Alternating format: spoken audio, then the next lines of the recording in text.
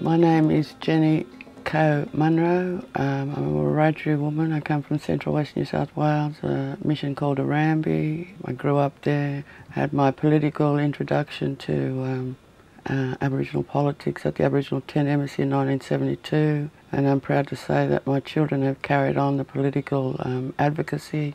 My daughter, he's probably part of that younger generation. Her name is Lorna Munro, and I'd very much like to introduce you to Lorna. I believe that I didn't choose poetry. I believe that poetry has chosen me. I've always been interested in writing. I think one of the earliest memories at school, primary school, I think I was about in year 3 or year 2, was winning a poetry competition, and I wrote a poem about my mum being my hero and stuff like this, and everybody else was writing about, you know, like Kathy Freeman was their hero, like all these, like, you know, sports stars and things like that were their heroes. And I just wanted to kind of show that, you know, our mums were heroes as well, because they were doing a lot of things that were unrecognised. I was inspired a lot by Oodgeroo Nunukul, Kath Walker, who was the first Aboriginal woman to have poetry published in this country. I was inspired by people like Uncle Lionel Fogarty, who you know, I'm privileged to call a mentor, and Ali Cobby Eckermann, but they're very strong black voices.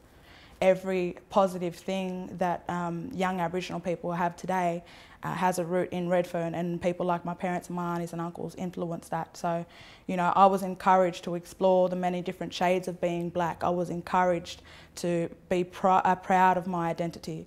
I'm not talking to a person, I'm talking to the state.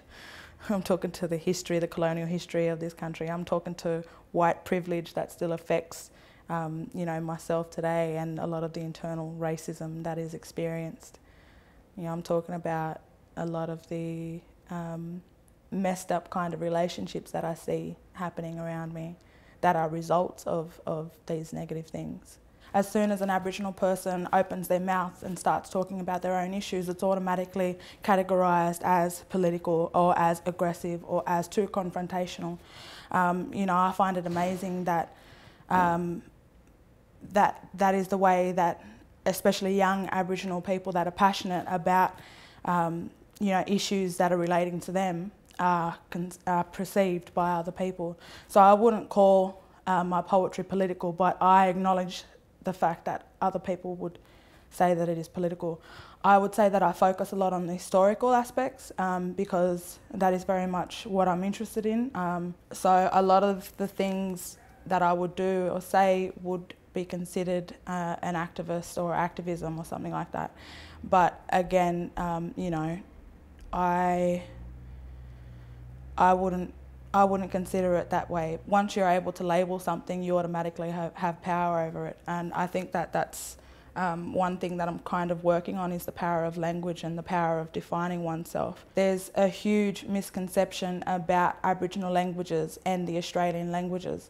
So again, that is my reclamation of language, you know, that has been a part of this cultural genocide that has happened in this country. You know, in my grandparents' generation, they were persecuted for speaking language.